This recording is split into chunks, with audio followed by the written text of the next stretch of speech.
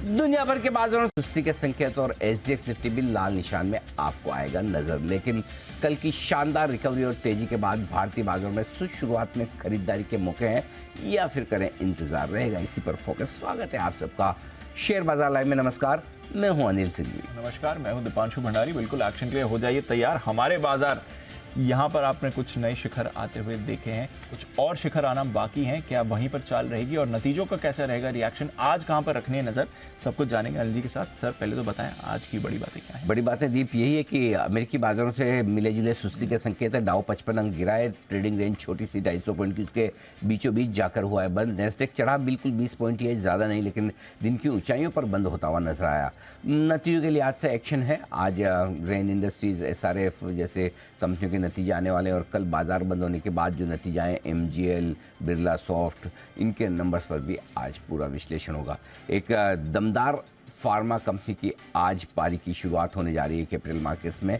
Mankind pharma, ये IPO आज list होने जा रहा है। एक दमदार लिस्टिंग के लिए हो जाइए तैयार और इसका पूरा विश्लेषण आपके लिए होगा। कहाँ होगी लिस्टिंग, क्या करें आप, और जीरो बिजनेस की बड़ी मुहिम का एक बड़ा असर देखने को मिल रहा है। हैशटैग एमआरपी पर दो खाना। आईआरसीटीसी जो वेंडर्स हैं जिन जो ओवर चार्जिंग कर रहे हैं, पैसे ज़्यादा लग रहे हैं, उनके खिलाफ एक्शन लेने जा रही है। रेल मंत्रालय हरकत में आता हुआ दिख रहा है। तो रेलवे में वेंडर्स की मनमानी के खिलाफ जो जी बिजनेस ने मुहिम शुरू की है, उसका ज़बरदस्त एक्शन आ रहा है और काफ़ी हमारे दर्शक हैं जो अपनी शिकायतें दर्ज करवा रहे हैं। तो ये है आज के लिए कुछ बड़े ट्रिगर्स। बिल्कुल, तो बड़े ट्रिगर्स हैं, बड़ा इम्पैक्ट यहाँ पर आपको आते हुए दिख सकता है। नज़र भी है बाजार के एक्शन पर। सर एक्शन हमारे बाजार में तो ज़बरदस्त होते दिख रहा है, भरपूर हो रहा है। कल तो काफ़ी सारे टॉकिंग पॉइंट्स निकल कर आए, उस पर आपकी राय भी लेनी है। बट जितने चुस्त कल हमारे बाजार थे, उतने ही सुस्त कल अमेरिकी बाजार हमें दिखे। सर कुछ भी नहीं हुआ थ्रू द डे। मतलब आप कह सकते हैं हल्की बढ़त ऊपर नीचे, बट एसेंशियली फ्लैट बंद हुए हैं थ्रू द डे। कुछ एक्शन भी नहीं हुआ। देखिए डाउ का चार्ट अगर आप पूरे दिन देखें, कोई बड़ा मूवमेंट ही नहीं आया। सडनली ऐसा क्या हो गया? पिछला हफ्ता तो इतने एक्टिविटी वाला था। कोई जरूरी थोड़ी दीप की रोज एक्शन रहे ही रहे, ना रहे तो भी मतलब। और मैं एक चीज बताऊं आपको, हमारे लिए तो इतना काफी कि वो एक्शन में ना रहे। अच्छा एक्शन कर ले तो बढ़िया, जैसे 550 पॉइंट चढ़े फ्राइडे को तो हमारे काम आ गया। ना चढ़े, घटे ना, बस ज्यादा गिरे नहीं, झटके ना दे, हमारे लिए उतना भी काफी है। और कल झटके देने का काम किया नहीं। डाउ बिल्कुल एक छोटा सा डिप बीच में आया है, उसके अलावा एकदम फ्लैट पूरे दिन, मतलब वो पूरे दिन भर एक जैसा कारोबार। नेस्डेक में भी आप पूरे दिन देखेंगे फ्लैट कारोबार हुआ। एक डिप छोटी सी वहां पर भी आई थी जब डाउ के वक्त, दोनों में समय एकदम सेम है। लेकिन नेस्डेक रिकवर फास्ट हुआ, दिन की ऊंचाइयों पर जाकर बंद हुआ। पॉइंट भले 20 पॉइंट हो, कभी कभी आपको पॉइंट से नहीं, क्वांटम से नहीं, क्वालिटी से जज करना चाहिए कि क्वालिटी जो थी कल नेस्डेक के मूवमेंट की वो थोड़ी बेहतर थी। रहा सवाल अमेरिकी बाजारों के एक्शन का, तो कल खबरों के लिहाज से थोड़ा ठंडा दिन था। बैंक्स लगातार दूसरे दिन बढ़े जरूर, लेकिन ऊपरी स्तरों पर थोड़ी प्रॉफिट बुकिंग आ गई। बॉन्ड यील्ड्स थोड़े से आपके हल्के से ऊपर आए हैं, डॉलर इंडेक्स हल्का सा ऊपर आया है और इसकी वजह से सोना घटा है। ऊपरी स्तरों से $40-50 नीचे आ चुका है, लेकिन कोई ऐसा खास बड़ा एक्शन नहीं। रोज मार्केट खुलते हैं, भाव तो ऊपर नीचे होंगे ही ना। करेक्ट सर, है ना, कुछ ना कुछ तो कुछ होगा, तो बस वो कुछ न कुछ वाला है। मेरे ख्याल से दीप, अमेरिकी बाजार इंतजार कर रहे हैं कल देर शाम का। कल जब अमेरिका में महंगाई के आंकड़े आएंगे, 5.5% के आसपास महंगाई के आंकड़े आने की उम्मीद है। उसके दम पर आगे का व्यू बनाएंगे कि हमें तेजी करनी है, थोड़ा और नीचे जाना है। राइट, दो शब्दों पे गौर फरमाइएगा आप। तेजी करनी है या थोड़ा और नीचे जाना है। एक तरफ शब्द तेजी करने का लिखा है, दूसरे थोड़ा और नीचे जाना है। मंदी करना नहीं बोला है। यानी कि अगर महंगाई के आंकड़े अच्छे आए, जो अमेरिकी बाजार देखना सुनना चाहते हैं, तो तेजी हो जाएगी। और वो इसलिए होगी कि एक आपकी महंगाई काबू में आ रही है, दूसरी ओर अभी भी नौकरियां बढ़िया हैं, कंपनियों के नतीजे अमेरिका में भी फर्स्ट क्लास। तो ये तो गोल्डन सिचुएशन है ना। जो चीज़ आप चाहते हैं कि महंगाई काबू में आ जाए ताकि फेड ब्याज दरें बढ़ाना बंद करे, लेकिन इसके साथ ही उसका असर इकोनॉमी पर ज़्यादा ना पड़े। करेक्ट, तो ये तो आइडियल सिचुएशन है। करेक्ट। जो तो अगर कल महंगाई के आंकड़े 5.5% से अच्छे नीचे आते हैं तो अमेरिकी बाजार भागे। समझो नहीं आए, 5.5 आए या थोड़ा 10-20 बेसिस पॉइंट उम्मीद से ज़्यादा आ गए, तो थोड़ा और गिर सकते हैं, लेकिन तेजी का रुझान बदलेगा ऐसा मत सोचिए। तो थोड़ा करेक्शन और बढ़ सकता है अगर महंगाई के आंकड़े अनुकूल ना आए तो, क्योंकि तब आपको ये लगेगा कि एक हाइक और बाकी है। राइट। सो वो डर रह सकता, तो उसके दम पे थोड़े कमज़ोर हो सकते। तो आई थिंक नया जो ट्रिगर अमेरिका में है वो कल होगा और उसके दम पर परसों सुबह हम अपना रिएक्शन देंगे। तब तक ऑल इज़ वेल, शांति है। कोई परेशानी की बात नहीं। कुछ नहीं, स्थिति न तनावपूर्ण है न नियंत्रण के बाहर है। ठीक है, आराम से बैठो, देखो, कुछ नहीं। और मैं तो ये कहता हूँ दीप, हर रोज कौन सा जरूरी एक्शन होना, नहीं हो तो नहीं हो। डाउ फ्यूचर्स भी सुस्ती के मूड में 5-25 पॉइंट नीचे, क्या फर्क पड़ता है, जब तक कि कोई बड़ा मुंह आने के संकेत अभी दिख नहीं रहे। मेरे ख्याल से वेट एंड वॉच वाली सिचुएशन में अमेरिका है। चलिए, वेट एंड वॉच है जब तक इनका इंपॉर्टेंट डेटा नहीं आ जाता। बट हमारे बाजार की बात करिए अनिल जी, एक्सपेक्ट तो हमने किया था कि कल एक बाउंस बैक आने वाला है, अमेरिका में भी फ्राइडे को बड़ा एक्शन दिया था, बट इतना जबरदस्त बाउंस बैक, निफ्टी ने तो जितना फ्राइडे को खोया था वापस ले लिया, बैंक निफ्टी ने भी 60% वापस ले लिया जो फ्राइडे को खोया था। और यही नहीं सर, 2023 की ऊंचाई पर बाजार आ गए, 2023 के हाईएस्ट लेवल पर इस समय हमारे बाजार है सर। तो मजबूत है ना। और दीप, सबसे बड़ी बात है कि कल के सेशन में एक बहुत इंपॉर्टेंट चीज हुई है जो समझने वाली बात है। पहली चीज तो ये कि शुक्रवार को बैंक निफ्टी की इतनी गिरावट के बावजूद भी निफ्टी ने अपनी कमजोरी का पहला संकेत जो 18,000 के नीचे आना था वो नहीं दिखा। ठीक है। दूसरी चीज, निफ्टी ऑलरेडी 2023 के ऊपरी स्तरों पर निकल गया। 16,823 से हमने जो एक तेजी की शुरुआत की, उसका हाईएस्ट पॉइंट इंट्राडे भी मिला, क्लोजिंग भी मिला। सो ये इस बात की ओर इशारा करता है कि वो मार्केट जो ब्रॉडर इंडेक्स है, बैंक निफ्टी नहीं है, अभी तक आपको तेजी की लीडरशिप बैंक से मिली है, ऑटो से मिली है, रियल एस्टेट से मिली है, एनबीएफसी से मिली है, रेट सेंसिटिव सेक्टर जिसे कहते हैं, जो ब्याज दरों से प्रभावित होने वाले सेक्टर हैं। लेकिन पहले इस रैली का जो हाई कल क्रॉस किया, वो कल फिर से बैंक निफ्टी ने किया। ये ब्रॉडर मार्केट की तेजी। कल का आप मिड कैप इंडेक्स और स्मॉल कैप इंडेक्स देखिए, 1% ऊपर बंद हुआ है। करेक्ट। तो उससे आपको अंदाजा लगेगा कि ब्रॉडर मार्केट में तेजी बनती हुई दिख रही है। और लंबे समय बाद दीप ऐसा हो रहा है, अप्रैल और उसके बाद स्पेशली मई में रिटेल इन्वेस्टर्स खुश हो रहे हैं कि हाँ, हमारे लिए तेजी आई है। करेक्ट है ना। नहीं तो अब तक इंडेक्स वाली तेजी बोला हमारे क्या काम की, पैसा नहीं, जो 4 स्टॉक बढ़ा दो आप, आपकी जो मर्जी। हमारे तो भाव 40% डिस्काउंट वाले चल रहे हैं टॉप से। तो पहली बार पिछले 8-9 महीने में, साल भर में रिटेल इन्वेस्टर्स के खरीदारी के भाव आए हैं जहां वो अब चाहे तो एग्जिट करने की सोच सकते हैं। बहुत लोग इंतजार करते हैं ना, ले लिया, फंस गए, अब भाव आए तो निकलूं। बिल्कुल करेक्ट। तो वो पार्टिसिपेशन अब पहली बार दिख रहा है। करेक्ट। सो एक चीज वो। दूसरी चीज है कि अगर आप तेजी से घटते हैं, एक मार्केट ऐसा होता है कि आप 10 दिन 12 दिन चले, धीरे धीरे धीरे करके आपने 400 पॉइंट चढ़े और एक ही दिन में 400 पॉइंट निकाल दें। और वापस चढ़ने में 10 दिन लगाएं और एक ही दिन, तो क्या होता है कि वो मतलब चढ़ रहे हैं धीमे धीमे, खाया पिया एक ही दिन में निकल जाता है। वो कहते हैं ना, मार्केट जाता ऊपर सीढ़ियों से, आता नीचे लिफ्ट से। एग्जैक्टली है ना। सो मतलब लिफ्ट से भी नहीं, जैसे ऊपर से किसी ने फेंक दिया, लिफ्ट भी थोड़ी टाइम लगाती नीचे आने में। सो ये मार्केट में कल जो दिखाया, जिस स्पीड से रिकवरी आई, वो स्पीड बहुत इंपॉर्टेंट है। आमतौर पर मैं हमेशा ये कहता हूँ कि ज़्यादा स्पीड से ना बढ़े ना घटे, वो अच्छा होता है। बट कल की स्पीड तेजी की तरफ ज़रूरी थी। अगर ये स्पीड से नहीं रिकवरी होती तो कॉन्फिडेंस थोड़ा हिलता। तो कल की स्पीड से रिकवरी आना, एक ही दिन के कमजोरी के बावजूद अगर निफ्टी आपका साल के हाईएस्ट लेवल पर जाकर बंद हो रहा है, तो ये बाजार में बहुत अंडर करंट स्ट्रांग है। लेने का मन सबका है। और अब देखो धीमे धीमे सब लोग आ रहे हैं, रिटेल भी फिर से आने लगा है, एफआईज फिर से आने लगे हैं, लोकल फंड्स तो पहले ले ही रहे थे, अभी भी बेच नहीं रहे। सो आई थिंक अब ये वो ऑलराउंड खरीदारी वाला जो माहौल बन रहा है ना, वो अभी भी मिड कैप स्मॉल कैप शेयरों में तेजी रखेगा। अप्रैल में जो शुरू हुई है, मई जून तक चलेगी। नए हाइज हम लगातार कह रहे हैं आने की तैयारी में है बाजार में, आगे पीछे आपको दिख ही जाएंगे, तैयारी है। सो आई थिंक मार्केट का मोमेंटम एकदम सेट है, कोई दिक्कत वाली बात नहीं। हल्के फुल्के छोटे मोटे करेक्शन जब भी आए, कल शुक्रवार को भी हम यही बात करें दीप की, तेजी के मार्केट में पहला करेक्शन तो खरीदा ही जाता है। अब वो पहला करेक्शन थोड़ा उम्मीद से ज़्यादा शार्प आ गया एचडीएफसी बैंक की वजह से, लेकिन ठीक है, वापस आप एक ही दिन में ऑल इज वेल हो जाते हैं, बस ठीक। आई थिंक हमारे मोमेंटम में कोई दिक्कत वाली बात। और ये जो बैंक्स की लीडरशिप है सर, 16 मार्च को लो बनाया था, वहाँ से 12.5% बैंक निफ्टी ऊपर आ गया। उस दिन तो हम बात कर रहे थे जब पिछले हफ्ते रैली थी, ऑलमोस्ट 400-450 पॉइंट अपने रिकॉर्ड से दूर था। अभी भी देखें तो 850 पॉइंट रिकॉर्ड से दूर। हाँ, तो रिकॉर्ड तो बनने की तैयारी में, बनना ही है दीप, बनना ही है वो। मतलब हमारे अब जब इन लेवल तक हम पहुंच चुके हैं, इतना नज़दीक आ गए, तो रिकॉर्ड हाई भी देख लिए कि कौन सी बड़ी चीज़ है। दोनों में दिखेगा, निफ्टी में भी दिखेगा, बैंक निफ्टी में भी दिखेगा, जल्दी दिखेगा। उम्मीद करें कि मई के महीने में ही दिखेगा। सो बट सवाल रिकॉर्ड हाई का नहीं है। Record high is just a number.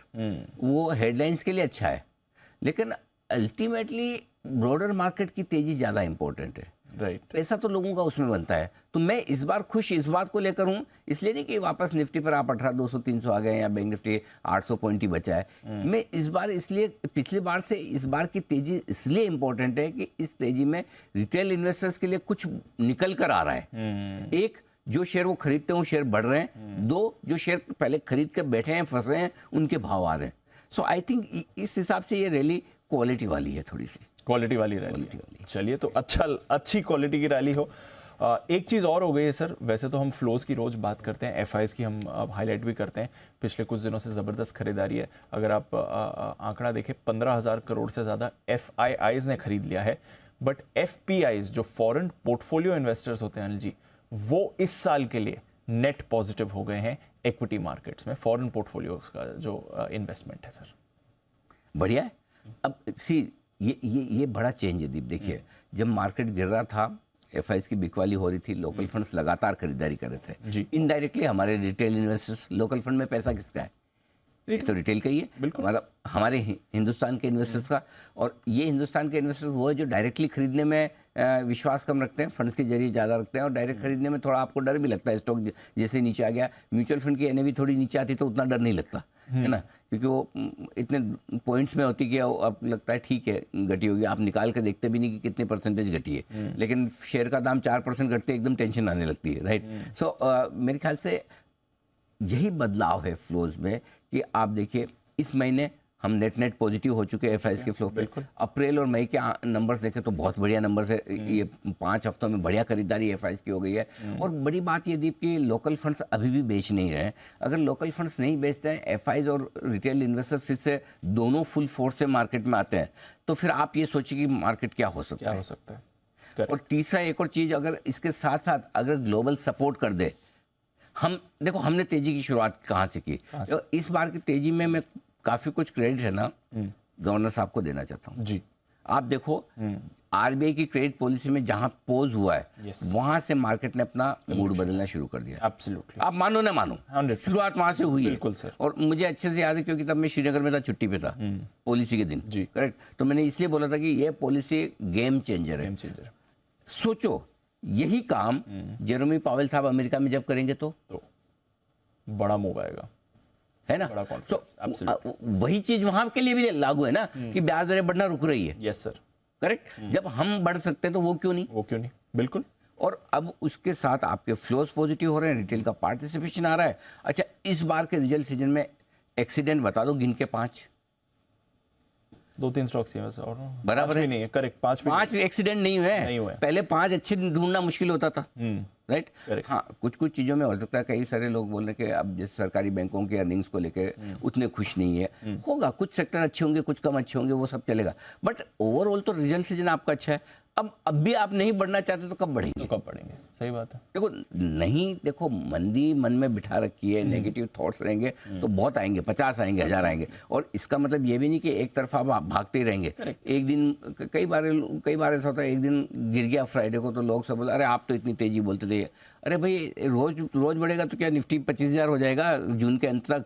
ऐसा तो नहीं हो सकता ना। सो आई थिंक रुक के चलेंगे सब बढ़िया। डायरेक्शन आपको क्लियर होना चाहिए, और अगर आपका डायरेक्शन क्लियर है और आपको कंफर्ट कॉन्फिडेंस है तो आप जो खरीद रहे हैं उसको पकड़ के बैठ सकते हैं। और जब पकड़ के बैठते तो पैसा बनता है ना, तब बड़ा पैसा बनता है। तो उसके बड़ा पैसा बनाने की सोचिए, छोटी ट्रेडिंग वाला टाइम नहीं है। कई बार मार्केट रेंज बाउंड होता है 200 पॉइंट की रेंज में, तो हम खूब बोलते हैं सिंगल्स लो, सिंगल्स। ये सिंगल्स वाली पिच नहीं है, ये चौके छक्के मारने वाली पिच है, ये बड़ा स्कोर करने वाली है। हाँ, अलग टाइम पे अलग स्ट्रैटेजी। हाँ, ये 8-9 की रन रेट से नहीं बनाना है। ये मतलब वो 1 ओवर में 12 रन चाहिए, 20 ओवर में 240 रन बने ना, तभी मजा है। वैसी पिच है ये। और अभी नहीं बनाएंगे तो कब बनाएंगे? तो डटे रहे, अच्छी क्वालिटी के शेयर जो आपको ठीक लगे, जो समझ में आए। एक ही कंडीशन में बोल रहा हूँ, क्वालिटी अच्छी होनी चाहिए, रिजल्ट अच्छे। रिजल्ट इंपॉर्टेंट है। जिसके रिजल्ट खराब होंगे या आने वाले या आएंगे, वो स्टॉक उतना आपको पैसा नहीं देंगे। लेकिन बाकी स्टॉक्स में हफ्ते, 2 हफ्ते, 4 हफ्ते का व्यू लेके बैठिए। अगर 4 हफ्ते में दीप मुझे बताओ 10%, 15%, 20% बन जाता है, इतना रिटर्न कहाँ मिलता है? कहाँ मिलेगा? बस उतना। अब 4 हफ्ते में आप डबल होने का मत सोचिएगा। वैसा नहीं। तो बस बन जाएगा पैसा। ठीक है, तो चलिए आज का फिर सेटअप भी समझाएं सर। सेटअप दीप पहले आज की 2-3 लाइनें पेश कर दूं आपके सामने। 18,100 अब निफ्टी के लिए बड़ा मजबूत सपोर्ट के तौर पर सामने आता हुआ दिख रहा है, और हमारा वही है, जब तक 18,000 के नीचे न जाए निफ्टी में मंदी तो सोचना ही नहीं आपको। मंदी तो दूर की बात है, कमजोरी भी नहीं सोचना। 18,000 के ऊपर जब तक बने आप मजबूत ही हैं, मजबूत ही रहेंगे।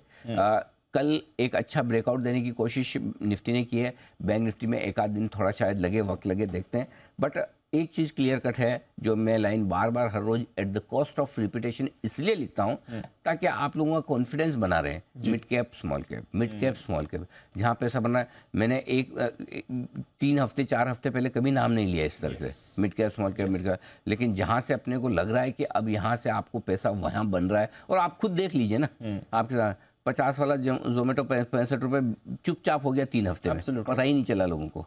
और ऐसे 50 एग्जाम्पल हैं जो स्टॉक है ना 30-40% नीचे से ऊपर आ गए।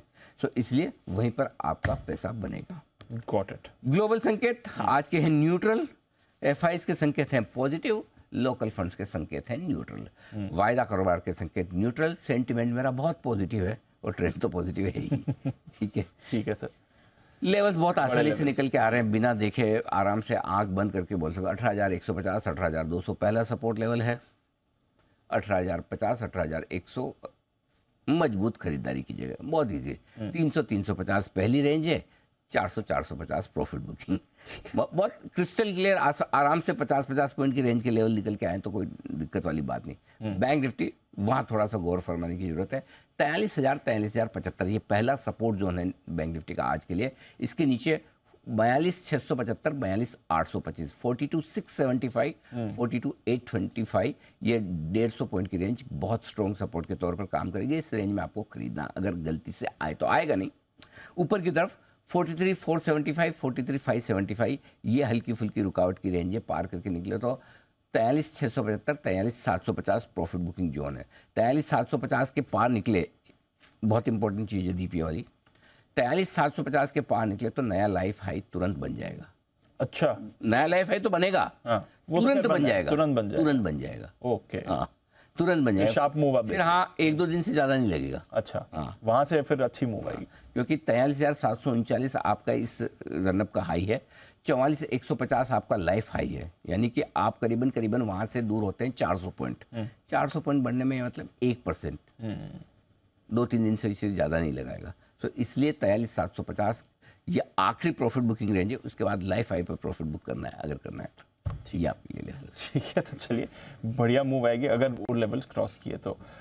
थोड़ा डेटा भी समझाएं सर, वापस put call ratio of FIS की पोजीशन। एफआईएस की इंडेक्स लॉन्ग पोजीशन 49%। मैं बहुत खुश नहीं हूँ, क्योंकि एफआईएस की index long position higher side पर है, क्योंकि अल्टीमेटली फिर आप हायर साइड पर लाइफ हाई के आसपास पहुँचते हैं तो वहाँ पर थोड़ी बहुत प्रॉफिट बुकिंग आने के चांस बनते हैं, जो कि गलत नहीं है ना। तो थोड़ा एफआईएस की लॉन्ग पोजीशन कम रहे तो बेहतर है, लेकिन उसका फायदा भी आपको मिल रहा है। निफ्टी और बैंक निफ्टी के पुट कॉल रेशियो जो बढ़कर आए हैं वो सही है, कल जिस तरह की तेजी हुई, लेकिन जितनी तेजी हुई उतने बढ़े नहीं है, तो अभी भी कंफर्टेबल है। और विक्स 3% बढ़ा है, ठीक है, नो कमेंट्स। ठीक है, तो कोई परेशानी नहीं है। मौजूदा स्टॉप लॉस थोड़े से दूर आ रहे हैं दीप। निफ्टी का स्टॉप लॉस 200 पॉइंट दूर है 18,050 पर। इंट्राडे भी, क्लोजिंग भी। इंट्राडे में अगर किसी को छोटा रखना है तो कल का लो है 18,100, वो रखें, और छोटा रखना है तो 18,200 रखें। तो स्टॉप लॉस में आप वेरी कर सकते हैं अपनी सुविधा के अनुसार। बैंक निफ्टी 42,950, इसमें बदलाव नहीं करना है। इंट्राडे और क्लोजिंग यही स्टॉप लॉस होगा 42,950, ये बदलेगा नहीं। निफ्टी में अलाउ हुए शॉर्ट साइड पर 18,300, इसमें कोई बदलाव नहीं होगा, यही स्टॉप लॉस है इंट्राडे और क्लोजिंग। और बैंक निफ्टी का 43,750, इंट्राडे और क्लोजिंग ये स्टॉप लॉस है। किसी को छोटा रखना है तो 43,500 का भी रख सकते हैं, अदरवाइज 43,750 इंट्राडे और क्लोजिंग स्टॉप लॉस आपका। ठीक है, गॉट इट। नई पोजीशन खरीदे निफ्टी 18,100 या 18,050 दोनों में से कोई भी स्टॉप लॉस लगा ले। 18,300 पार करे तो अपने स्टॉप लॉस को खींचकर 18,200 पर ले आए। अभी 18,100 समझ कर चलें। 300, 350 दो छोटे टारगेट, 400, 425 और 450 के बड़े टारगेट, बस ठीक है। बेचना है जिसको, अगर कोई बेच नहीं चाहता है तो एग्रेसिव ट्रेडर के तौर पर शौक फरमाए बेचने का। 18,400, 450 की रेंज में एक बार आप बेचने का चांस ले सकते हैं। 18,525 का होगा आपका स्टॉप लॉस। टारगेट जो बनेंगे 350, 300 दो छोटे टारगेट, 275, 250 दो मीडियम टारगेट और 200 तक के बड़े टारगेट के लिए, बस सिंपल। forward है आज। निफ्टी बहुत आराम से बनी स्टडी, बिना कोई मतलब ज़्यादा जोर लगाए दिमाग पर। बैंक निफ्टी खरीदना है 42,950 के स्टॉप लॉस के साथ। अगर आज 43,000 की रेंज में मिल जाए मौका तो छोड़ना नहीं है, ले ही लेना है। अदरवाइज भी 42,950 आपका स्टॉप लॉस है। टारगेट जो बनेंगे 43,350, 43,425, 43,350, 425 दो छोटे टारगेट हैं। 475, 575, 43,475, 575 दो मीडियम टारगेट है। 675 और 725 दो बड़े टारगेट है। ये अब इसके ऊपर जो टारगेट है वो एम्बिशियस टारगेट है। एम्बिशियस टारगेट इसलिए दीप कि अगर एक दिन निफ्टी बैंक निफ्टी 1000 पॉइंट घटे, दूसरे दिन 600 बढ़े, तीसरे दिन कोई कमाल करने के मूड में आ जाए तो 43,850, 43,950 बड़े टारगेट के लिए आप लेकर चल सकते हैं। ठीक है, चलिए सर, अंडरस्टूड। सेल बेचना है 43,575 के आसपास मूड बनाइए। Okay. बेचने के लिए अच्छी जगह है 43,675, 43,725 के आसपास की रेंज, 50 पॉइंट की रेंज अच्छी जगह है। लेकिन उतना इंतजार करने के बाद 43,575 के आसपास भी आप सोच सकते हैं कि बेचूं या ना बेचूं। अगर वहाँ पर आपको डाउ फ्यूचर ठंडा दिखे, बाकी मार्केट में से ज़्यादा जान न दिखे तो वहीं पर, नहीं तो 675, 725 की रेंज में बेचना है। स्ट्रिक्ट स्टॉप लॉस छोटा सा लगाना है 800 का, ज़्यादा नहीं। ओके, इसलिए मैं बोल रहा हूँ 750 के ऊपर निकलते फिर नए हाई की हम बात करेंगे, इसलिए 800 का स्टॉप लॉस, 43,800 का स्ट्रिक्ट स्टॉप लॉस हो गया आपका। टारगेट 43,500, 43,425 दो छोटे टारगेट, 43,350, 275 दो मीडियम टारगेट, 43,225, 43,075, 43,000 तक के टारगेट के लिए करनी है आपको बिकवाली, क्लियर कट ये आपके। ठीक है सर, तो चलिए ये हैं सारे खरीदारी और बिकवाली के लेवल बाजार में। बैन लिस्ट एक और नया एंट्रेंट आ गया है, BHEL। तो अब BHEL नया एंट्रेंट है, GNFC और मनापुरम ये दोनों बैन में ऑलरेडी हैं, तो 3 स्टॉक्स आपके बैन में हो गए। डेटा थोड़ा बात करते हैं सर। कल FIs की तरफ से जबरदस्त खरीदारी का आंकड़ा आते हुए दिखा है। डोमेस्टिक फंड्स का भी थोड़ा योगदान था, बट FIs की तरफ से अक्रॉस बढ़िया पार्टिसिपेशन कल दिखा है। बढ़िया और दमदार खरीदारी दीप, मतलब क्वालिटी और क्वांटिटी दोनों एक साथ मिली थी, दोनों एक साथ मिली। नहीं जनरली ऐसा नहीं होता है ना। तो आप देखिए यहाँ पर 2,125 करोड़ के आसपास की खरीदारी आपकी कैश में है। 1,300 करोड़ के इंडेक्स फ्यूचर्स खरीदे हैं, 2,800 करोड़ के स्टॉक फ्यूचर्स खरीदे हैं। तो मतलब बहुत ही गजब का एक्शन यहाँ पर हुआ है, तो बहुत बढ़िया आपके लिए खरीदारी का मामला है। लोकल फंड ने 245 करोड़ की खरीदारी की, बहुत ज़्यादा नहीं कि ठीक है, लेकिन ओवरऑल नंबर्स बहुत ही मजबूत है, इसमें कोई डाउट नहीं है, बढ़िया एक पैरामीटर पर। ठीक है, अब आइए वायदा कारोबार के 18,200 मेक और ब्रेक लेवल है। आपको कमजोरी तभी फील करनी जब आप 65 पॉइंट से ज़्यादा गिरे, यानी कि 18,200 तक तो आप वीक है ही नहीं, आप ये मान के चले कल से ऊपर ही है। 18,200 के पुट पर 1,10,00,000 शेयर है, कॉल्स पर 72 लाख शेयर है। तो 18,200 के आसपास आते ही पुट राइटर भी वापस से तेजी करने का मूड बनाएगा और कॉल राइटर्स वापस से शॉर्ट कवरिंग का। तो 18,200 आपके लिए बेस हो गया। 18,300 के पार निकलने पर थोड़ी तेजी बढ़ेगी, 82 लाख शेयरों का ओपन इंटरेस्ट वहाँ पर है। तो अब 18,200 का कॉल राइटर भी शॉर्ट काटने आएगा, तो 18,300 के पार तेजी। तो इनिशियली मुझे लगता है आज जो समय बिताने की कोशिश बाजार करेगा वो 18,200, 18,300 की रेंज में होगा। 18,200 के नीचे निकले तो 50 पॉइंट नीचे, 300 के पार निकले तो 50 पॉइंट और ऊपर। ये निफ्टी के लिए इमीडिएटली वायदा कारोबार के डेटा बता रहे हैं आपको। बैंक निफ्टी ठीक उसी तरह से 43,000, 40 लाख शेयरों का ओपन इंटरेस्ट वहाँ पर हाईएस्ट है, 43,000 के नीचे जाने के चांसेस है नहीं। 43,500 पर 40 लाख शेयर है, वो हाईएस्ट ओपन इंटरेस्ट है। तो 43,000, 43,500 ये आपकी 500 पॉइंट की रेंज बैंक निफ्टी में दिख रही है, और उसके बीचों बीच आप जाकर बंद हुए। तो 43,500 के ऊपर निकल कर टेकेंगे तो और अच्छी मजबूत तेजी करेंगे। 43,000 के नीचे निकलेंगे तो थोड़ा दराव आएगा। तो दोनों ही होने के चांस आज के लिए कम दिखते हैं। ठीक है, चलिए, तो बढ़िया लेवल्स हैं, बढ़िया एक्शन है बाजार का, पार्टिसिपेशन भी अच्छा है। अब बात करते हैं 3-4 और इम्पॉर्टेंट चीज़ों की। आज इम्पॉर्टेंट है IPO मार्केट्स के लिए सर, एक लिस्टिंग हो रही है, एक नया IPO भी खुल रहा है। हाँ बिल्कुल, तो 9 बजे उसका पूरा विश्लेषण हो जाएगा। लिस्टिंग का होगी, मैनकाइंड दमदार लिस्टिंग के लिए तैयार होता हुआ दिख रहा है। हम पूरा लिस्टिंग का आपको विस्तार से विश्लेषण दे देंगे। चलिए, तो ठीक है, IPO एक्शन 9 बजे, उसके लिए आप जरूर जुड़े रहें हमारे साथ। आइए अब स्टॉक्स की बात करते हैं, और रोज की तरह बिगुल पहले स्टॉक ऑफ द डे का।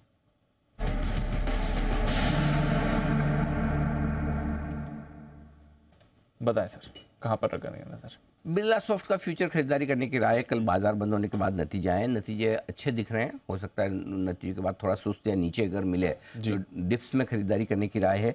स्टॉप लॉस आप फ्यूचर्स पर रखिए 278 का, 278 का टारगेट 298 और 304 के आपके लिए रहेंगे। रिजल्ट्स उम्मीद से काफ़ी बेहतर रहे, इसमें कोई डाउट नहीं। हर एक पैरामीटर पर नंबर्स ठीक हैं। जो रेवेन्यू ग्रोथ है तिमाही दर तिमाही वो काफ़ी बेहतरीन कही जाएगी, उसकी वजह से भी थोड़ा सा जोश आता हुआ दिखेगा। मार्जिन्स मार्जिन्स जो है एबिट मार्जिन्स लगभग 12% के आसपास पहुंचने दिखे, तो उम्मीद से बेहतर मार्जिन्स पेश किए। तो मुझे लगता है कि मिड कैप IT कंपनी में जो नंबर्स ठीक आ रहे हैं इसको आगे बढ़ाता हुआ बिरला सॉफ्ट का फ्यूचर, तो यहाँ पर खरीदारी करने की राय बनेगी थी। चलिए, तो बिरला सॉफ्ट नतीजों का विश्लेषण भी है और दमदार एक्शन नतीजों के बाद इस पर आएगा। और कोई स्टॉक्स भी सर जो आपके रेडार पर? रिव्यू के हिसाब से मैं आपको एक दो नतीजे बताना चाहूँगा। एक MGL है, MGL में ऑपरेशनल परफॉर्मेंस बहुत ही स्ट्रॉन्ग है, इसमें कोई डाउट नहीं। हर एक पैरामीटर पर दमदार परफॉर्मेंस। सबसे बढ़िया बात है कि रियलाइजेशन इनके इंप्रूव होकर आए हैं, उम्मीद से बेहतर रहे हैं, वो जोश भरने वाला है। मार्जिन्स 24% के आसपास आए, चाहे इन्होंने कॉस्ट कम की उससे मार्जिन्स बेहतर हुए, लेकिन मार्जिन्स बहुत बढ़िया है। दिक्कत एक ही है दीप की वॉल्यूम्स कम हुए, 1% तिमाही दर तिमाही घट कर आए, ये थोड़ी चिंता की बात है। और इसको लेके आगे के लिए मुझे कॉन्फिडेंस नहीं आ रहा कि वाकई में अगला क्वार्टर भी इतना दमदार होगा। और स्पेशली तब जबकि स्टॉक अपने 52 हफ्तों के ऊपरी स्तरों के आसपास 1000 रुपये के आसपास ट्रेड करा है। 1035 का हाई है इसका 52 हफ्तों का, तो यानी कि स्टॉक ऑलरेडी मजबूत अब चला हुआ है, ऐसा नहीं है। कल 2% ऊपर बढ़ा है, बढ़कर आया है। 3 महीने में 13%, पिछले रिजल्ट से 13% के आसपास बढ़ चुका है। तो स्टॉक में तेजी ऑलरेडी हो चुकी है। I don't know follow up buying कितनी आएगी, क्योंकि वॉल्यूम्स कम होना थोड़ी चिंता की बात है। तो लेट्स सी, तो रेंज बाउंड रहना चाहिए मेरे हिसाब से। अगर स्टॉक मजबूत खुला तो प्रॉफिट बुकिंग आएगी, कमजोर खुला तो निचले स्तरों से खरीदारी आ सकती है। फिर भी अब वैसे MGL के बड़े दीवाने हो रहे हैं लोग, तो हो सकता है खरीदारी का मूड है। ये भी एक वही है ना, अब धीमे धीमे इस स्टॉक के लिए बिजनेस विजिबिलिटी है, ऑपरेशनल परफॉर्मेंस इनको ठीक करनी है, बस वही वाली चीज़ है जो थोड़ा संकेत इस रिजल्ट में आपको आता दिखा। ठीक है, पीडीलाइट ये नंबर्स बड़े खराब है। पता नहीं, मतलब जो स्टॉक 65-70 के पी मल्टीपल पर ट्रेड करे, वही वाली बात है कि कुछ शेयर ऐसे हैं जिनको है ना लोग क्वार्टरली रिजल्ट पे देखते ही नहीं है। पीडीलाइट शायद उनमें से एक है। सबको पता है फेविकॉल आज नहीं तो कल बिकेगा, वैसा हाल है। तो इसको चाहने वाले बहुत हैं, बट अदरवाइज नंबर्स अगर आप देखें तो बहुत ही खराब है। हर एक पैरामीटर पर ऑपरेशनल परफॉर्मेंस बहुत ही कमज़ोर है।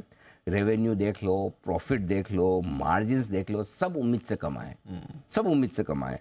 और वॉल्यूम ग्रोथ 11% की उम्मीद थी, आई खाली 7%। मतलब किस चीज़ के दम पे आप पीडीलाइट को खरीदेंगे 2450 में 65 के मल्टीपल पर, ये मुश्किल है। अच्छा, दूसरा ये कि ऐसा भी नहीं कि मैनेजमेंट बड़ा कॉन्फिडेंट हो कि नहीं अगले तिमाही से सब ठीक हो जाएगा। कमेंट्री भी सुनेंगे तो कॉन्फिडेंस आपका हिल जाएगा। तो और एक्सपेंसिव स्टॉक तो है ही, तो मेरे ख्याल से पीडीलाइट वैसे तो नहीं चलना चाहिए। अब यही यहाँ पर भी यही है कि स्टॉक का एक्शन थोड़ा बहुत हुआ है कमजोरी की तरफ, तो अब देखते हैं, लेट्स सी क्या होता है। बट पीडीलाइट मेरे ख्याल से इन नंबर्स के दम पर फॉलो अप बाइंग तो नहीं आएगी, घटना चाहिए। Got it sir. तो पीडीलाइट बेहद खराब, MGL बहुत ही बढ़िया, और बिरला सॉफ्ट तो शानदार नतीजे और स्टॉक ऑफ द डे भी है आपके लिए। आइए और नतीजों पर भी करते हैं फोकस। हमारी टीम भी है तैयार और साथ ही कुछ ब्रोकरेज रिपोर्ट्स भी हैं। हमारे साथ नुपुर, अरमान और आशीष हैं। नुपुर, मॉर्निंग, बताएं क्या कह रहे हैं आज के ट्रिगर्स और कौन से नतीजे लेकर आए हैं आप? Good morning. सबसे पहले ट्रिगर्स में लुपिन, रेन इंडस्ट्रीज, SRF और अपोलो टायर्स के आज नतीजे आने वाले FNO से, तो ये सारे स्टॉक्स आज फोकस में रहने वाले हैं। इसके अलावा मैनकाइंड फार्मा IPO आज इसकी लिस्टिंग है, 15 गुना ये भरा था, तो इस पर रहने वाली नज़र। नेक्सस सिलेक्ट रीट की बात करें तो इसका भी IPO आज ओपन हो जाएगा। 3200 करोड़ की इसकी साइज़ है, 11 तारीख तक ये खुला रहेगा और प्राइस देखेंगे तो 95 से 100 रुपीज़ के आसपास की है। PNB housing finance 9 crore equity share आज से राइट्स बेसिस पे लिस्ट होने वाले, तो PNB हाउसिंग फाइनेंस और PNB दोनों ही स्टॉक पे रखनी है आपको नज़र। एस्ट्रा माइक्रोवेव जहाँ पे 83 लाख इक्विटी शेयर्स जो QIB को अलॉट किए गए थे उनकी आज लिस्टिंग हो जाएगी, तो यहाँ पर भी आपको एक मूवमेंट नजर आएगा।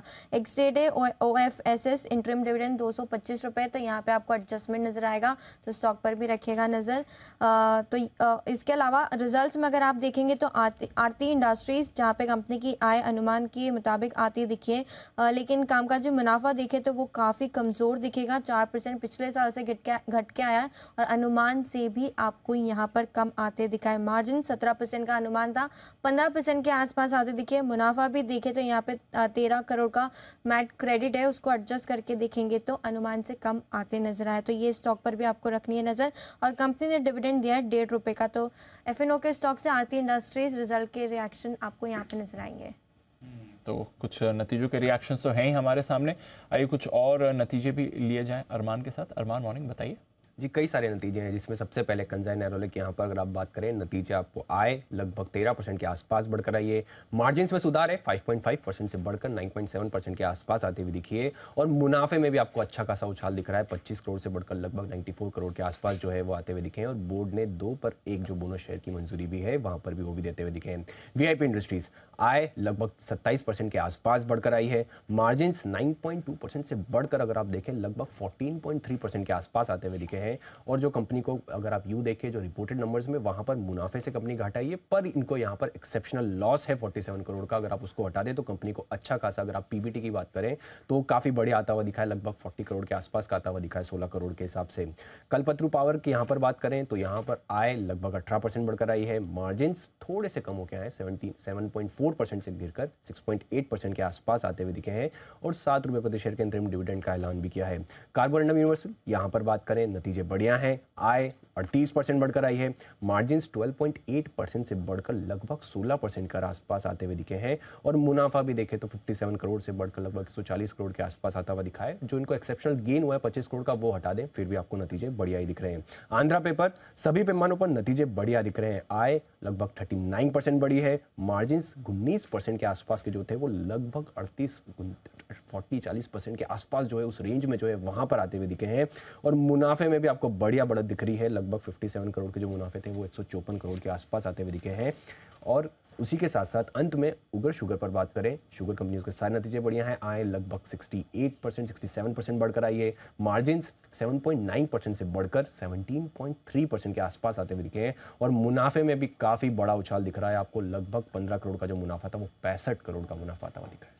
ओके, तो ये है आपके लिए ढेरों नतीजों का रिएक्शन। कैश के मार्केट्स में कई सारे नतीजे हैं, कुछ mid cap small cap counters radar पर रखिए। खबरें भी हैं कुछ, नुपुर बताएं इनके बारे में।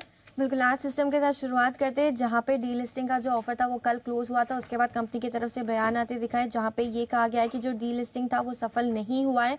Delisting offer voting share capital के 90% से अधिक नहीं हो पाया और इसकी जो प्राइस रखी गई थी वो 262 रुपीज़ के आसपास थी। करंट मार्केट प्राइस देखेंगे तो 251 के आसपास की नजर आएगी। JSW स्टील, जहाँ पे 19 मई को बोर्ड की बैठक है। QIP NCDs long term fund के लिए कंपनी फंड जुटाने वाली है, तो इस स्टॉक पे भी रखी है नजर।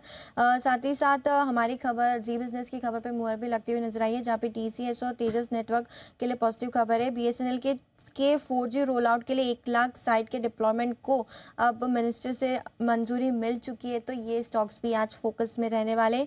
साथ ही साथ इजी ट्रिप प्लानर्स, जहाँ पे इंटरेस्टिंग डेवलपमेंट सामने आया। बोर्ड की तरफ से इन प्रिंसिपल अप्रूवल मिले कुछ एंटिटीज और कुछ कंपनीज को खरीदने के लिए। कंपनी ने मर्चेंट बैंकर्स और टैक्स प्लानर को अपॉइंट किया है इन सब एक्विजिशन के लिए। हालांकि कंपनी ने कहा है कि पोटेंशियल टारगेट एंटिटीज की तलाश में जो क्रूज और टूर पैकेज सेवाओं से जुड़ी हुई है। साथ ही साथ कंपनी ने एक नई सब्सिडी का गठन भी किया है। सब्सिडी जनरल इंश्योरेंस का कारोबार भी करेगी। और लास्ट में बल्कि से इंडोस्टार, जहाँ पे कार्लियन एसेट एडवाइजर ने करीबन 8 लाख शेयर्स खरीदे, 0.6% हिस्सेदारी खरीदी है 124 के भाव पर। ओके, तो ये है आपके लिए सारी की सारी खबरें, ढेरों नतीजों का भी रिएक्शन है। आइए इन सब पर ब्रोकरेजेस का क्या कहना है ये भी जान लेते हैं FIR में।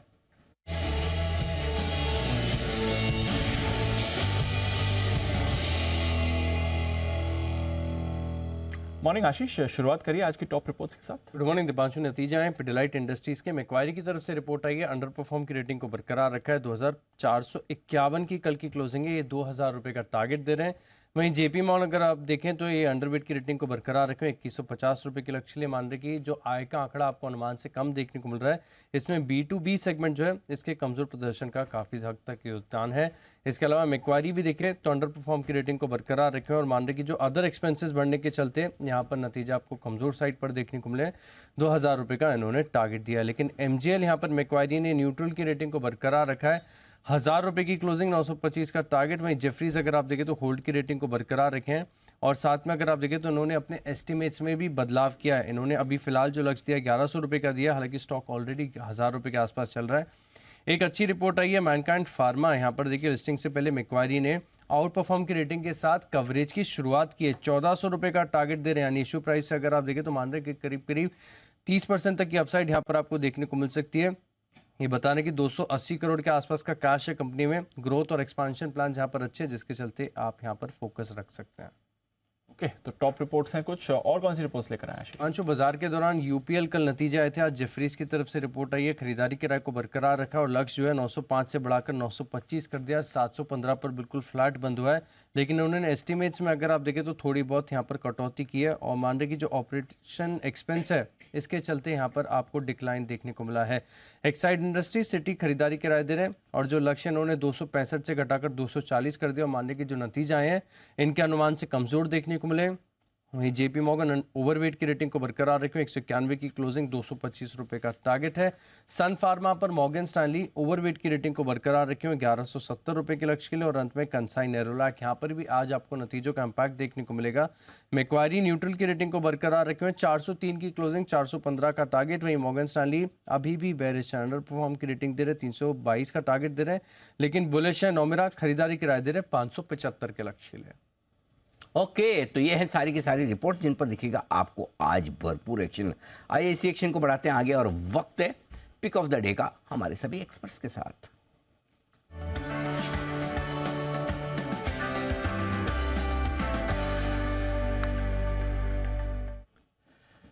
बंसल जी सुप्रभात, करें शुरुआत।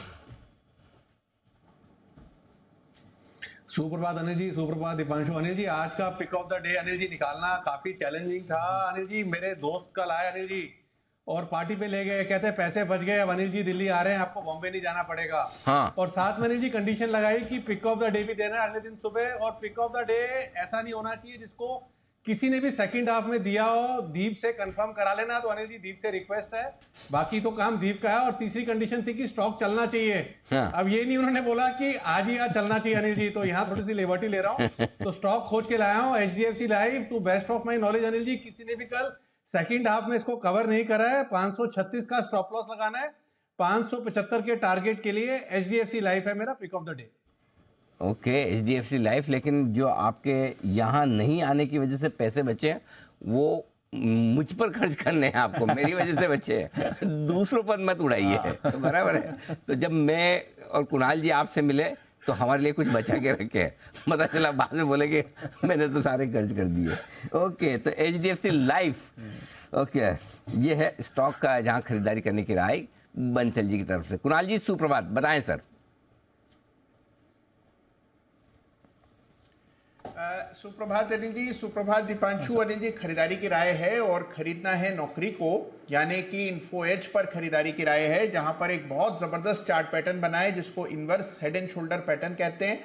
ब्रेकआउट आता हुआ दिख रहा है और ब्रेकआउट आया कल के ट्रेड में, अच्छा क्लोज हुआ। मुझे लगता है ये स्टॉक वापस से एक बार आपको 4200 के लेवल्स दिखाने की ताकत रखता है इस ब्रेकआउट के बाद, तो खरीदारी करके चलें। छोटा सा स्टॉप लॉस रख लें, स्टॉप लॉस रखना है 3870 पर, 3870 का स्टॉप लॉस रखें। पहला टारगेट होगा 4050, 4050, इवेंचुअल टारगेट 4200 का है, जिसके लिए नौकरी में खरीदारी की राय। ओके, तो इन्फो एज है वो स्टॉक्स जहां पर खरीदारी करने की राय आपके लिए। अविनाश जी गुड मॉर्निंग, बताएं सर आपका pick of the day. Anil ji good morning, Deepanshu good morning. देखिए पिक ऑफ द डे मुझे कार्बोरंडम यूनिवर्सल पसंद है। हालांकि ये काफ़ी वेल कवर्ड स्टॉक है, लेकिन जो नतीजे पूरे साल के लिए आ गए, मुझे लग रहा है काफ़ी दमदार नंबर आ गए। कंपनी वर्चुअली डेट फ्री है, काफ़ी कैश कंपनी के बुक्स पे है, प्लस सबसे बड़ी बात ऑलमोस्ट 38% टॉप लाइन बढ़ा है। अगर ऑपरेटिंग इबिटा करे तो ये ऑलमोस्ट डबल हो चुका है। तो मेरे ख्याल से कहीं ना कहीं मुझे लग रहा है कि देखिए एब्रेसिव्स बहुत ही एक इंफ्रास्ट्रक्चर रिलेटेड सेक्टर है, ये इलेक्ट्रिक व्हीकल्स में भी काफ़ी काम कर रहे हैं। तो मेरे ख्याल से अगर लॉन्ग टर्म नजरिया है अनिल जी, तो इस प्राइस से डेफिनेटली अगले साल 1.5 साल की अगर कोई पोजीशन लेता है तो यहाँ से भी मल्टी बैगर गेन्स मिल सकते हैं। बहुत ही well manage Murugappa group company है और यहाँ पे कंपटीशन लिमिटेड है, मार्केट लीडर है, तो उस पॉइंट ऑफ व्यू से इसमें कोई भी डिप भी आता है तो इसको खरीदना चाहिए। मेरे ख्याल से लंबी अवधि के लिए बहुत ही अच्छा पोर्टफोलियो स्टॉक है। ओके, तो यह है आपके लिए कार्बोरेंडम यूनिवर्सल, जिसके कल बाजार बंद होने के बाद आए दमदार नतीजे। एक्शन यहाँ पर भरपूर रहेगा। अविनाश जी टारगेट बताएं सर एक बार फिर से। सर टारगेट करीबन 1300 रुपए का टारगेट है, अभी भाव करीबन 1125 1150 चल रहा है। 1112 का भाव है, 1300 के टारगेट के लिए करनी है खरीदारी। अविनाश जी की तरफ से राय। सुमित जी सुप्रभात, बताएं sir pick of the day. Good morning Anil ji, good morning Anil ji. Pick of the day के तौर पे जो स्टॉक सिलेक्ट करना है वो है बजाज फिनसर्व। बजाज फिनसर्व के अंदर मोमेंटम बना हुआ है, पिछले कुछ दिनों के हाई लेवल पे स्टॉक आ चुका है, यहाँ से ऊपर का मूव दिखाने को तैयार है। जिन्होंने पोजीशंस बनाए वो लोग होल्ड करें। 1390 1400 के आसपास इसमें खरीदारी करके चलने का सलाह रहेगा। स्टॉक का जो नीचे में सपोर्ट है 1360 के पास है, तो 1360 का स्टॉप लॉस लगा के बजाज फिनसर्व में खरीदारी करके चलने का सलाह रहेगा। ऊपर में जो पहला टारगेट बनेगा 1440 का, दूसरा टारगेट बनेगा 1460 का। 1360 के स्टॉप लॉस से खरीदारी करें, 1440 1460 के टारगेट्स की। ओके 1440 1460 ये हैं दो टारगेट्स, खरीदारी करके चलनी है। बजाज फिनसर्व यहाँ पर रखिए आप नजर। कल एक्शन में भी अच्छा दिख रहा था ये counter, Bajaj finance Bajaj Finserv, कल दोनों ही स्टॉक्स आपको एक्शन में बाजार में दिख रहे थे। आइए कुछ और स्टॉक्स की बात की जाए जो आज आपको मोमेंटम दिखा सकते हैं, या जहां पर आपको थोड़ा एक्शन दोनों खबरों का भी और अदरवाइज नतीजों का भी आते हुए दिख सकता है। आरती इंडस्ट्रीज, अविनाश जी एक बार जरा अपनी राय इस पर दें। थोड़ी मिलीजुली परफॉर्मेंस आई है, एबिटा यहाँ पर 4% गिरा है, मार्जिन्स में कॉन्ट्रैक्शन देखा है 18.2% के सामने 15.2% के आए हैं, प्रॉफिट स्टेबल रहा है, रेवेन्यू करीब 15% बढ़कर आया है। कोई व्यू आरती इंडस्ट्रीज पर? कल टुवर्ड्स एंड एक्टिव हो रहा था, 2% ऊपर बंद हुआ था स्टॉक सर। नहीं, मेरे ख्याल से दीपांशु नंबर्स तो इन लाइन थे, लेकिन जिस प्रकार से अभी रिकवरी हमको दिख रहा है एक्सपोर्ट मार्केट में, प्लस एपीआई के भी प्राइसेस बढ़े हैं, तो कहीं ना कहीं मुझे लग रहा है कि डेफिनेटली आने वाला साल दैट इज FY24 इनके लिए काफ़ी अच्छा रहेगा। आज कंपनी की कॉन्फ्रेंस कॉल भी है। हम चाहेंगे कि मैनेजमेंट की कमेंट्री ग्रोथ आउटलुक के ऊपर एक बार क्लियर होती है, और ऑब्वियसली अगर एक्सपोर्ट मार्केट में ट्रेंड्स पॉजिटिव दिख रहे हैं तो इसमें डेफिनेटली एक अच्छी रीरेटिंग आपको देखने को मिलेगी। तो मेरे ख्याल से करंट प्राइस पे अगर किसी को खरीदना है तो वो भी खरीद सकते हैं, और जिनके पास है वो होल्ड करें। आने वाला साल इनके लिए काफ़ी अच्छा रहेगा। मेरे ख्याल से पिछले साल के हिसाब से इस साल में opportunity both domestic as well as export market में काफ़ी अच्छी लग रही है। ओके तो आरती इंडस्ट्रीज इस पर रखिएगा नजर। एक बार चार्ट चेक भी ले लिया जाए क्योंकि नतीजों का रिएक्शन आने वाला है। कुणाल जी एक बार आरती इंडस्ट्रीज का चार्ट देख लें सर। 555 की कल की क्लोजिंग है, इंपॉर्टेंट लेवल्स क्या रहेंगे टेक्निकली? देखिए दीपांशु, स्टॉक पे हमने देखा है कि एक बड़ा करेक्शन आ चुका है, और करेक्शन आ जाने के बाद स्टॉक ने नीचे के लेवल्स पर एक अच्छा बेस बनाया है। चार्ट पर जो क्रिटिकल लेवल है वो 542 का है, और मुझे लगता है 542 के ऊपर जब तक स्टॉक ट्रेड कर रहा है तब तक एक मेजर सपोर्ट के ऊपर स्टॉक है। तो जिनके पास भी पोजीशन है सबसे पहले तो 542 का एक स्टॉप लॉस रखें। ऊपर जैसे ही स्टॉक 565 के लेवल्स को पार करेगा इसमें एक ब्रेकआउट हो जाएगा, और फिर आपको ऊपर के लेवल्स देखने को मिलेंगे। तो स्ट्रक्चर स्ट्रांग है, बेस बन चुका है। 565 के ऊपर मेरी खरीदारी की राय। तो 565 के ऊपर कुणाल जी की खरीदारी की राय होगी। देखते हैं कैसे यहाँ पर मूव आता है। कंजाई नेरोलैक, यहाँ पर नंबर्स अच्छे आए हैं, पेंट कंपनीज की परफॉर्मेंस हम देख ही रहे हैं। अच्छी बात है, कामकाजी मुनाफा डबल हो गया है, मार्जिन 5.4% के 9.7% हो गए हैं। 4.25 गुना मुनाफा इनका बढ़कर आया, 25 करोड़ का मुनाफा लगभग 95 करोड़ का आपको आते हुए दिखा है, और 2 शेयर्स पर एक बोनस शेयर भी दिया जाएगा। तो अविनाश जी से भी कंजाई नेरोलैक पर राय लेते हैं, बट उससे पहले सुमित जी एक बार जरा चार्ट्स देखें। कल 2% ऊपर बंद हुआ था 400 के ऊपर, और अच्छे नंबर्स भी आए हैं इसके। चार्ट्स क्या कहती हैं सर? दीपांशु, लास्ट 4 दिनों से स्टॉक के अंदर मूव देखने को मिला है। 4 से 5 दिनों के अंदर स्टॉक ने नीचे के लेवल से 25-30 रुपए का मूव दिखा दिया है। स्टॉक के अंदर लग रहा है कि अभी यहां से और ऊपर का मूव देखने को मिलेगा, क्योंकि स्विंग हाई का जो लेवल है वो ब्रेक होता हुआ देखने को मिला है, और यहां से ऊपर में 421 रुपए से लेके 425 रुपए तक के लेवल कंसाई नेरोलैक के अंदर ऊपर की तरफ देखने को मिल सकते हैं। तो जिन्होंने पोजीशंस बनाए वो लोग होल्ड करें, ट्रेलिंग स्टॉप लॉस का यूज करें, जो कि नीचे में 390 के पास बनेगा, और ऊपर में 450 तक के लेवल आने वाले कुछ दिनों में कंसाई नेरोलैक में देखने को मिल सकते हैं। ओके तो ये आपके लिए कंजाई नेरोलैक। अविनाश जी एक बार जरा आप भी राय दे दें। नंबर्स तो दमदार दिख रहे हैं सर कंपनी के। नहीं, बिल्कुल मुझे लग रहा है कि देखिए सबसे पॉजिटिव बात है कि इनफैक्ट जो 4th क्वार्टर था वहाँ पे क्रूड के प्राइसेस इतने घटे नहीं थे, लेकिन फिर भी नंबर्स काफ़ी अच्छे आ गए। अगर क्रूड की कीमतें और थोड़ी करेक्ट होती है तो कंपनी को सीधा फायदा होगा। प्लस जो 2:1 का बोनस दिया है दीपांशु, वो काफ़ी लिबरल है।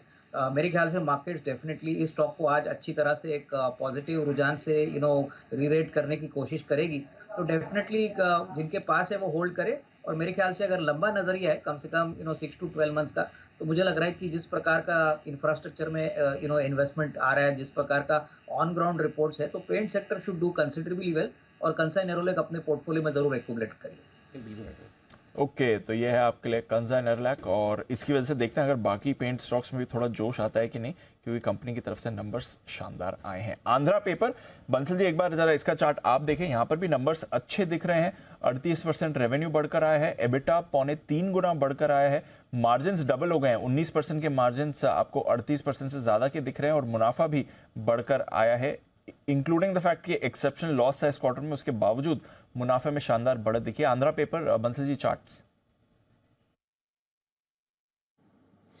दीपांशु, चार्ट एक्सट्रीमली स्ट्रांग है और निवेश के लिए मीडियम टर्म से लेकर लॉन्ग टर्म के लिए इसको खरीदना चाहिए। टेक्निकली 470 के अराउंड चल रहा है, 450 के नीचे जाता लगता नहीं। और दीपांशु, बेस बिल्डिंग हो रही है, stock uncharted territory, blue sky zone, खुले नीले आकाश में उड़ने को तैयार है, तो 505 के लेवल्स भी तोड़ेगा। 585 से लेकर 625 के टारगेट जोन के लिए एक ओवरवेट खरीदारी की राय है on Andhra paper. Andhra paper में खरीदारी करने की राय ये आपके लिए बंसल जी की तरफ से आती दिख रही है। आइए बढ़ते हैं आगे और एक बड़ी और एक्सक्लूसिव खबर की तरफ करते हैं रुख, और वो है शुगर कंपनियों से जुड़ी। और शुगर कंपनियों के स्टॉक आप देख रहे हैं पिछले कुछ दिनों में जबरदस्त एक्शन में आते हुए दिख रहे हैं। आइए समझ लें क्या बड़ी खबर आ रही है। हमारे संवाददाता अमरीश पांडे हमारे साथ इस वक्त कार्यक्रम में हो रहे हैं शामिल। अमरीश, सुप्रभात, बताएं क्या है बड़ी खबर। सर, खबर यह है कि जिस तरह से अंतर्राष्ट्रीय मार्केट में कीमतें तेजी से बढ़ रही हैं, घरेलू मार्केट में भी कीमतें पिछले एक महीने में अगर देखें तो लगभग 2 रुपए बढ़ी हैं। अब सरकार कीमतों को लेकर एक बड़ा एक्शन प्लान तैयार कर चुकी है, जिसमें एक शुगर कंपनी से कहा है कि वो 10 मई यानी कल तक वो उनके पास जितनी भी स्टॉक होल्डिंग है उसको NSWS के पोर्टल पर P2 फॉर्म के जरिए भर दें। अगर वो ऐसा नहीं करते हैं तो जून महीने में जो उनको घरेलू मार्केट में बिक्री का जो कोटा जारी किया जाता है वो नहीं होगा। इसके अलावा हर महीने की 10 तारीख को उनको ये डिक्लेरेशन देना ही होगा। अगर ऐसा नहीं करते हैं तो वो घरेलू या फिर अंतर्राष्ट्रीय मार्केट में अपनी चीनी नहीं बेच पाएंगे। इस बात का सरकार ने पुख्ता इंतजाम कर लिया है। इसके साथ साथ घरेलू मार्केट में इसकी उपलब्धता और चीनी की कीमतें कैसे रीजनेबल की जाए या फिर अफोर्डेबल रेंज में रखी जाए, इसको लेकर सरकार एक बड़ा प्लान बना रही है। संभव है कि आने वाले दिनों में जो PDS स्कीम है उसके तहत भी सरकार जो है चीनी जारी करे। इसके साथ साथ एक बड़ा स्टेप सरकार उठा रही है इंपोर्ट को लेकर, क्योंकि अभी तक जो 60 मिलियन टन का जो कोटा रखा गया था इंपोर्ट एक्सपोर्ट के लिए, वो कोटे से का जो लगभग पूरा एग्जीक्यूशन कंपनीज ने कर लिया है। अब जो पोर्ट्स पर अतिरिक्त चीनी रखी है, सरकार ये प्लान कर रही है कि उस चीनी को भी डिस्पैच से रोका जाए, ताकि अंतर्राष्ट्रीय बाजार में वो चीनी न जाए और उसका कंजम्पशन जो है घरेलू मार्केट में हो जाए। तो कुल मिलाकर एक बड़ा एक्शन प्लान सरकार की तरफ से देखा जा सकता है। आने वाले दिनों में इसकी घोषणा हो सकती है, लेकिन ये जरूर है कि 10 मई तक अगर कंपनीज ने अनाउंस नहीं किया, डिक्लेरेशन नहीं दी उनके स्टॉक होल्डिंग की, तो आने वाले दिनों में वो अपनी चीनी ना अंतर्राष्ट्रीय ना घरेलू मार्केट में बेच पाएंगे। जी सर। ओके, तो शुगर कंपनियों से कहा गया है कि अपना जो भी स्टॉक है वो पोर्टल पर 10 मई तक डाल दे, और उसके बेसिस पर सरकार अलाउ करेगी कि किस तरह की चीनी आप आगे डिस्पैच कर सकते हैं। तो चीनी के दामों पर कंट्रोल करने के लिए ये सरकार की तरफ से कोशिश होती हुई दिख रही है। अमरीश, क्या थोड़ा इसको चीनी कंपनियों के लिए नेगेटिव समझा जाए? क्या सरकार वाकई में चाहती है कि घरेलू मार्केट में भाव और ना बढ़े? सर, चीनी कंपनियों के लिए इसलिए नेगेटिव क्योंकि अक्सर वो कहते हैं कि पोर्टल काम नहीं कर रहा था, नेटवर्क नहीं है, या हम अभी नहीं कर पाए हैं। तो ये साफ कर दिया सरकार ने कि कोई भी बहाना इस बार नहीं चलेगा। अगर आपने 10 मई तक डिक्लेरेशन नहीं दिया तो आप चीनी कितनी भी बना लीजिए, आप उसको बेच नहीं पाएंगे, वो कंपनी से बाहर नहीं निकल सकती। इसके अलावा एक और चीज जो कंपनी अक्सर करती थी कि डिक्लेरेशन के समय कुछ और स्टॉक बताती थी और लास्ट में उनको करेक्शन का ऑप्शन दिया जाता था। वो करेक्शन में कुछ और स्टॉक बता के अपना चीनी बाहर भेजती थी। अब साफ कह दिया गया कि 10 मई को जो डिक्लेरेशन है उतनी ही चीनी आपके पास होगी, उतना ही आप बेच सकते हैं। उससे अतिरिक्त अगर आपने बनाई है तो उसके लिए आपको जुर्माने जैसा प्रावधान भी झेलना पड़ सकता है। तो कुल मिलाकर ये चीनी स्टॉक्स के लिए तो नेगेटिव है। ये जरूर है कि उससे आने वाले दिनों में चीनी की कीमतें या फिर त्योहारों के समय जो उपलब्धता है मार्केट में वो बरकरार रखी जा सकती है। ओके, तो ये है आपके लिए शुगर कंपनियों पर बड़ी खबर आती हुई। आइए एक बार जरा शुगर शेयरों पर राय भी ली जाए। अविनाश सर हमारे साथ हैं। अविनाश सर, बताएं क्या शुगर कंपनियों पर क्या व्यू, और अगर इन खबरों के दम पर कुछ कमजोरी दिखे तो क्या खरीदने का मौका है? नहीं, मेरे को लगता है कि अनिल जी देखिए, थोड़ा सा कमजोरी अगर शुगर कंपनीज में आती है तो खरीदने का मौका समझना चाहिए, क्योंकि ग्लोबली शुगर की कीमतें बढ़ रही है ओवरऑल इस साल हमको लग रहा है कि शुगर का प्रोडक्शन अगर थोड़ा भी सप्लाई कट होता है तो कीमतें और बढ़ेंगी और इसका फ़ायदा डेफिनेटली शुगर कंपनीज को मिलेगा। तो यहाँ पे जो बड़े प्लेयर्स हैं जैसे कि धामपुर शुगर है, बलरामपुर चीनी है, मेरे ख्याल से आपको ऐसी शुगर कंपनीज देखनी है जो इंटीग्रेटेड है, जो एथेनॉल भी बनाती है, तो इनको एडिशनल बेनिफिट एथेनॉल का भी मिलेगा। तो बलरामपुर चीनी, धामपुर पे मुझे लग रहा है कि अच्छी खासी अपसाइड पोटेंशियल है। तो कोई कमजोरी अगर आती है तो इन दोनों शेयर्स में डेफिनेटली एक छोटी पोजीशन बना सकते हैं। ओके, तो शुगर स्टॉक्स पर रखिए नजर। बड़ी खबर आ रही है, एक्सक्लूसिव खबर अमरीश की तरफ से, और देखते हैं आज इन काउंटर्स पर क्या रिएक्शन आता है। शुगर की बात निकली तो एक बार नतीजों का रिएक्शन भी ले लिया जाए चार्ट्स पर। सुमित जी, उगार शुगर जरा एक बार चार्ट्स देख लें। इसकी 67% रेवेन्यू बढ़ा है, एबिटा यहाँ पर करीब 4.25 गुना बढ़कर आया है, मार्जिन 7.9% के 17.2% हो गए और मुनाफा में भी शानदार बढ़त देखिए सर। जरा देखें एक बार उगार शुगर के चार्ट्स। दीपांशु, चार्ट तो बढ़िया ही है, एक अच्छा खासा मूव देखने को मिला है। बस अब ये फाइनल रेजिस्टेंस 115 के पास ट्रेड कर रहा है, कल का क्लोजिंग 111 है, तो स्टॉक के अंदर फ्रेश मोमेंटम 115 के ऊपर बनेगा। जिन्होंने पोजीशंस बनाया वो होल्ड कर सकते हैं। फ्रेश मूव 115 के ऊपर, 115 के बाद ये जो रिसेंट साइडवेज चैनल पिछले 3 महीने से 4 महीने से चल रहा है उसका रेंज है 20 से 25 रुपए का। तो 115 के ऊपर 20 से 25 रुपए का मूव ऊपर की तरफ स्टॉक के अंदर देखने को मिल सकता है। स्टॉक का जो नीचे में चार्ट्स के ऊपर सपोर्ट है 102 रुपए के पास है, 102 के पास, यानी कोई डिप आता है तो खरीदारी करें। एग्जिस्टिंग पोजीशंस 102 के आसपास का ट्रेलिंग स्टॉप लॉस लगा के होल्ड करें और 115 के बाद 130 से 135 रुपए तक का मूव ऊपर में देखने को मिल सकता है। ओके, ये है आपके लिए उगार शुगर। देखते हैं आज कैसी मूव आती है, but sugar as a basket आज ट्रेड में एक्टिव ये काउंटर्स रह सकते हैं। JSW स्टील, इसके लिए भी इंटरेस्टिंग खबर है। 19 मई को बोर्ड बैठक है, वहां पर फंड्स जुटाने पर विचार होगा। NCDs और लॉन्ग टर्म फंड तो जुटा ही सकती है कंपनी डेट के जरिए, बट QIP के जरिए भी ये विचार हो सकता है। तो JSW स्टील पर थोड़ा एक्शन आपको आएगा। बंसल जी, JSW स्टील एक बार चार्ट देखें सर, कल एकदम फ्लैट था ट्रेड में।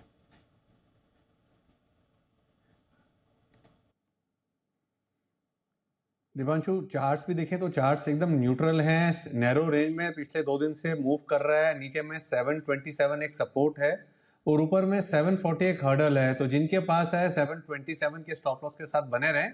740 की हर्डल टूटती है, इसके ऊपर निकलता है, तब एक नई खरीदारी की राय होगी। ओके, तो 740 के ऊपर नई खरीदारी होगी, बट JSW स्टील यहाँ पर आपको थोड़ा मोमेंटम जरूर दिख सकता है, स्टॉक भी एक्शन में है।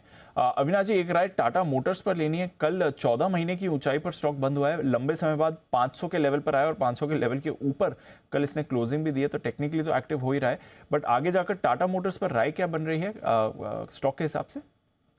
बिल्कुल, इनफैक्ट दीपांशु देखिए, स्टॉक में काफी स्ट्रेंथ हमने देखी है, क्योंकि जिस प्रकार का ऑन ग्राउंड कमर्शियल व्हीकल का आउटलुक दिख रहा है, मेरे ख्याल से इस साल भी कम से कम 20-25% का ग्रोथ कंफर्टेबली लग रहा है।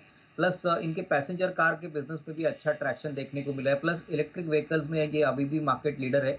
और सबसे बड़ी बात, JLR का बिजनेस काफ़ी समय के बाद अभी रिकवर हो चुका है। यहाँ पे उम्मीद है कि आने वाले साल में कई नए मॉडल्स कंपनी लॉन्च करेगी। तो कहीं ना कहीं मार्केट को अंदाजा है कि कैश फ्लो जो काफ़ी समय पहले से काफ़ी नेगेटिव था, वो इस साल से company free cash flow generate करेगी। तो मुझे लग रहा है कि 475-500 के रेंज में अगर आपको स्टॉक मिलता है तो इसको ग्रेजुअली एक्यूमुलेट करिए।